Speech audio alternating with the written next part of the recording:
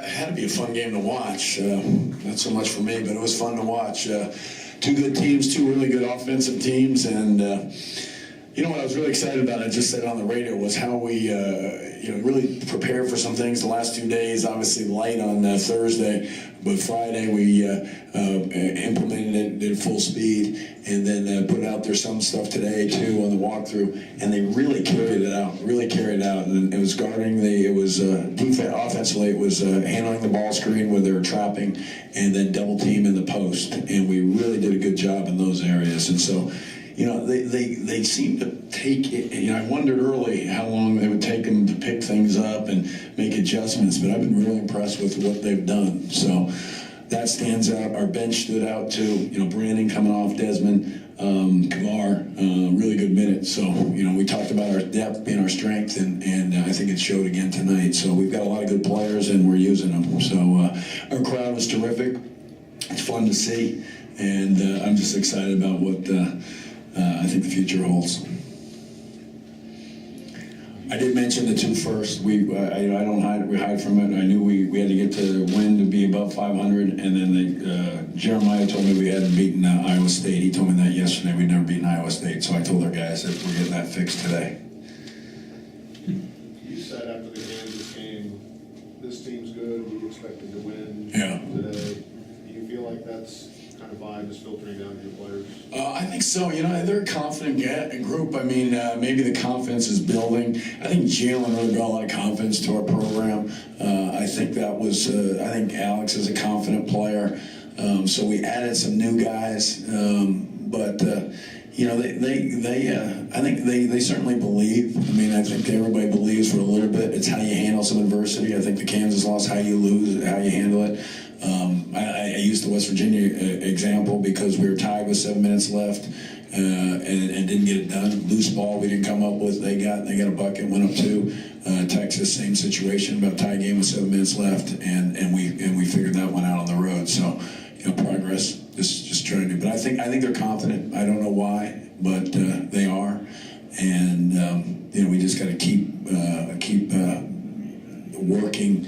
And working together, because we need all of them. And 3 guys that have been very helpful and have given us things, didn't play as much tonight, and we'll need them going forward. So it's a good group.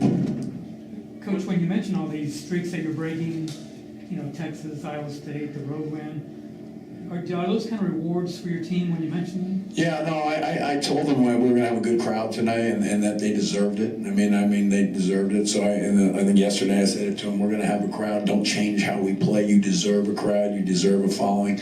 The commitment and the sacrifices you guys have made. And so, you know, we're not really hiding from those things. You know, I prepare them and let them know, and I don't want it to be a surprise. It probably isn't, but I just want to get it out there. But, you know, sometimes guys change in how they play, and we wanted to address that. You know, we had a little different crowd, and we came out where offensively we were, you know, really good from really start to finish.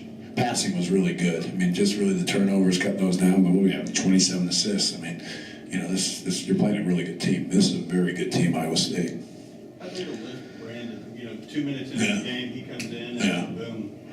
Yeah, you know, we made an adjustment on how we were going to guard, how we're going to put our guys spacing, and they carried it out really well, and he was the beneficiary of it, to be honest. So it takes the shots he hit are all coming off of passes. Somebody's making that pass, and it's usually Jalen, and it's usually Alex. I mean, we have 18 assists from those 2 guys.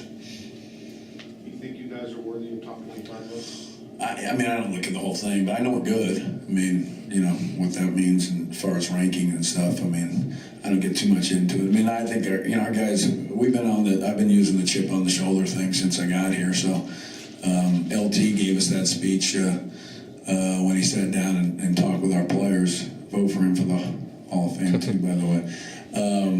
It's a no-brainer. But he like amplified what we were trying to say, and he said it. You know, we're TCU. You got to play with a chip on our shoulder. I think he used a different phrase, but I can't repeat it. It sounded better from him too. He's got a little more behind him to say those things. How much is Jalen making progress here? You know, the freshman, you're going to be up and down. The last 2 games, I'm really good. Stepped up in different ways. Yeah. defense, put down defense, because his defense has been better. I know you guys don't like to write about that, but that was he's gotten better in defensively, and that's really, there was a stretch he was hurting us, and but he's gotten better. All freshmen are going to hurt you defensively, but boy, he's coachable, he's confident, he's fun, and I mean, he's doing a great job. But he was a guy we really talked about, the double team. He was going to be double teamed. He was really good against it early. Just kept finding guys on the trap. They were trapping him. And that's what teams have been doing to us now. Because we're so good off the ball screen, those two guys, Alex and Jalen, they're trapping us. But really today we countered it. Where does Vlad rank in your offensive options? It's getting bigger and bigger, but I mean, it starts. He's ranking pretty good. He got 29 points or something or like that, 25. I mean, it's we start with him and then we end with him is what we've talked about that at the end of. We still want to look inside, but he's got to get in the right spots. We got to deliver it, and we got to have the right spacing because again, they were double teaming when he caught it so early, so we had to hurt him with somebody else. And then they'd stop double teaming, which is what they did in the second half, and that's why he got a lot more. So you're going to have to adjust. If a guy scores a bunch, they're going to do something different, and then you got to play. You got to counter that, or they'll keep doing it. So I think that was good, but we prepared well for that, and something we practice, we do. So it's not like we haven't seen him before, but the double team was, in the post.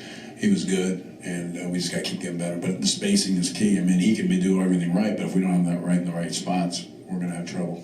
So, but we use and Kavar too. I mean, Kavar goes 3 for 3. I mean, I'm like, this is a good thing to have, good problem to have. I mean, Washburn's playing good too in practice, so I'm considering playing those guys together. Which when we first couple of months, I mean, I was just happy to have one of them on the floor for practice, and now they're all three are playing really well.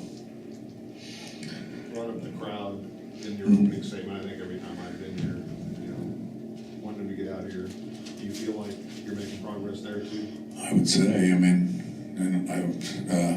yeah. I mean, I don't know. As the game goes on, I don't really see it too much, but it seems like people are excited. I mean, this is a really good team, and they got to be fun to watch. I think. I mean, they pass it so well. They're unselfish. They're good kids. I mean, the seniors have made every sacrifice possible to be successful in their last year. So I think it's a team to easily get attached to and support. And so we obviously sold the tickets and more coming, and it is football country, and January, February it's starting to pick up. So it's how it should be. I mean, we're getting there. We're getting there. You guys keep clicking off milestones. You threw out a couple of them today. But what about, taking down a team like Iowa State, ranked at the start of the year, been to the NCAA tournament endlessly in recent seasons. Right. That, and playing well. I mean, Oklahoma was kind of struggling. Right. Whatever we can. This team's been on top of its game. Well, this team's good, yeah. This team's really good. Yeah, no, we answered. That was a well-played game. I mean, there was, that first half was, it had to be fun to watch. The passing, both teams. I mean, it was two teams just making plays, making shots, and playing with a purpose. And in the second half, it seemed like we grinded more and came up with the loose balls, long rebounds, and deflections, and while knocking down shots at the same time. But that's two good teams. I mean, I'm sure it's two top 25 teams playing. How things play out. You lose a game by a point early in the year, you're not in the top 25. But this is two high-level teams, I think, playing. So you got to win your home games. I mean, this is to us if we want to be at the top of the league, and that's our goal. You got to win your home games and at least win on the road.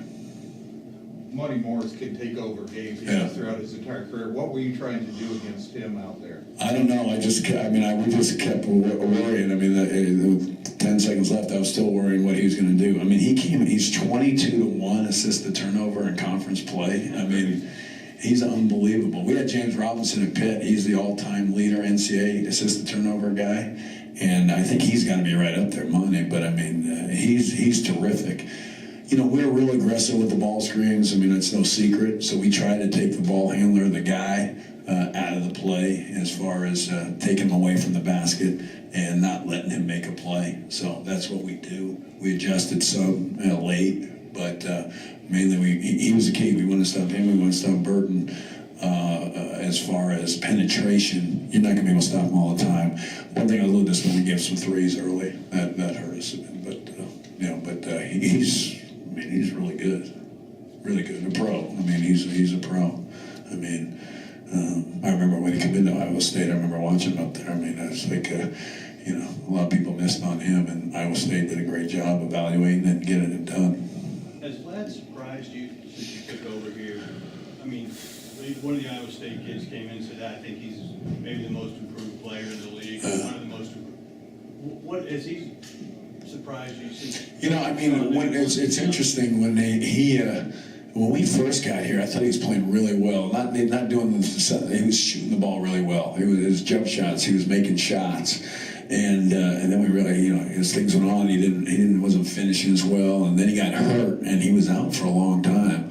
And to be honest, he wasn't playing very good. So, he's been, we've been ups and downs, and but what I realize is that he works so hard. You think he's going to get better, but I think what we did is redirect what he was working on. I don't know that he was working on things to be successful, and he'd be in the gym all the time. And then I'd realize, you're going to get some threes like he hit the one today, but to spend 2 hours shooting threes for 2 or 1 that you're going to get, you need to be better around the basket and finish and rebound and defend and all the other things that go with it. So every day before practice, I go with him and we do our little.